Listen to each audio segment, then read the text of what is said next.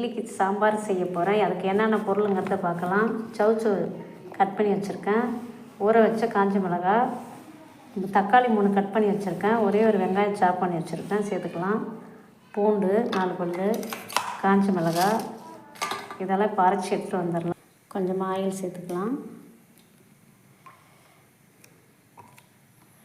கடுகு சேர்த்துக்கலாம். சோம்பு, கொஞ்சம் வெங்காயம் சேர்த்துக்கலாம். கருவேப்பிலை சேர்த்துக்கலாம். அரைச்சி வச்ச பேஸ்ட்டை சேர்த்துக்கலாம்.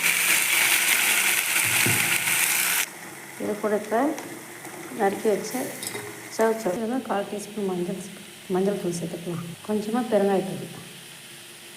ஸ்மெல் போக வணக்கி வச்சு இதில் கொஞ்சம் தண்ணி சேர்த்துக்கலாம். கொஞ்சமாக இட்லி மாவு சேர்த்துக்க போகிறேன், ஹோட்டல் கடை ஸ்டைலில். சால்ட்டு சேர்த்துக்கலாம். கொஞ்சமாக கரம் மசாலா சேர்த்துக்கலாம். வாசனைக்கு நல்ல டேஸ்ட்டாக இருக்கும், மணமாகவும் இருக்கும். சாம்பார் ரெடி ஆகிடுச்சு. கொத்தமல்லி தழை இதில் இருந்தால் நீங்கள் போட்டு நல்லா சர்வ் பண்ணுங்கள்.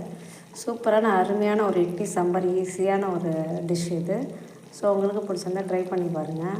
நம்ம சேனலுக்கு நிறைய பேர் சப்போர்ட் பண்ணுறீங்க, லைக் பண்ணுறீங்க. ரொம்ப தேங்க்ஸ். உங்களுடைய அன்பு ஆதரவும் இருக்கிறதால சூப்பராக போயிட்டுருக்கு. அதே மாதிரி தினமும் லைக் பண்ணுங்கள், ஷேர் பண்ணுங்கள், கமெண்ட் பண்ணுங்கள். மறக்காமல் சப்ஸ்கிரைப் பண்ணிடுங்க. கம்மன்னு பார்த்திங்களா, சூப்பரான ஒரு பயங்கர வாசனையாக இருக்குது. நல்லா ஹெல்த்தியான ஃபுட்டு. தினமும் யாரெல்லாம் பூண்டு மஞ்சள் தூள் தினமும் உணவில் சேர்த்துக்கிறீங்களோ அவங்களுக்கு கேன்சருங்கிறதே வராது. ஸோ நீங்களும் இதை பெருங்காயத்தூள் சேர்த்துக்கோங்க. இதை தினமும் உணவில் சேர்த்துக்கிட்டிங்கன்னா ரொம்ப ரொம்ப நல்லது. உடம்பு ஆரோக்கியமாக இருக்கும். ட்ரை பண்ணி பாருங்கள். தேங்க்யூ.